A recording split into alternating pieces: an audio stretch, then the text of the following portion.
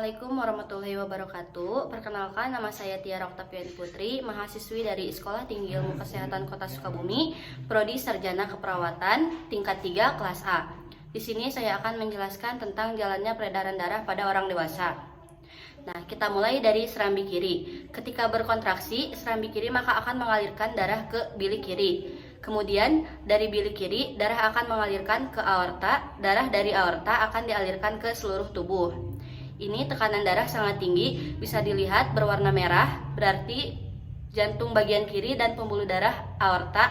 Dan yang berwarna merah ini membawa darah yang kaya akan oksigen. Setelah menuju sel-sel tubuh, maka dia akan berhubungan dengan pembuluh darah vena. Pembuluh darah ini pembuluh darah yang menuju ke jantung. Bisa dilihat yang berwarna biru toska ini ada bagian atas dan bawah. Ini adalah vena cava. Ini sudah membawa karbon dioksida.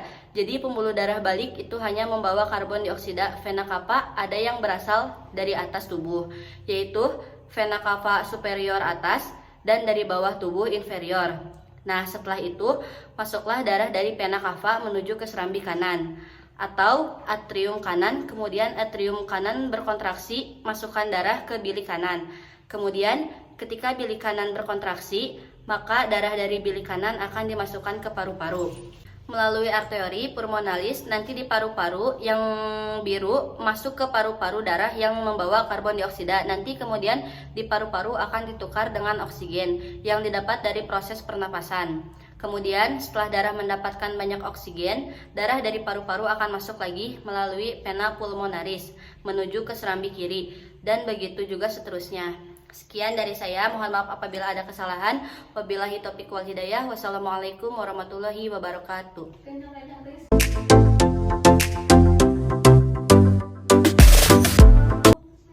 Assalamualaikum warahmatullahi wabarakatuh. Perkenalkan, nama saya Tiara Oktaviani Putri, mahasiswi dari Sekolah Tinggi Ilmu Kesehatan Kota Sukabumi, Prodi Sarjana Keperawatan, tingkat 3, kelas A. Di sini saya akan menjelaskan sirkulasi darah pada janin. Proses sirkulasi darah janin dimulai dari darah kaya akan oksigen dan nutrisi, mengalir dari plasenta ke janin melalui vena umbilikalis yang terdapat dalam tali pusat.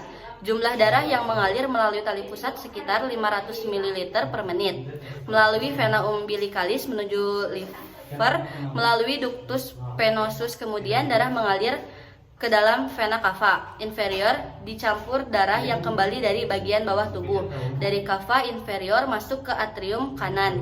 Kemudian sebagian besar darah akan dialirkan ke atrium kiri melalui foraminofale. Sebagian kecil darah dari atrium kanan masuk ke ventrikel kanan bersama-sama. Dengan darah berasal dari vena cava superior, darah yang berada di ventrikel kanan masuk ke paru-paru.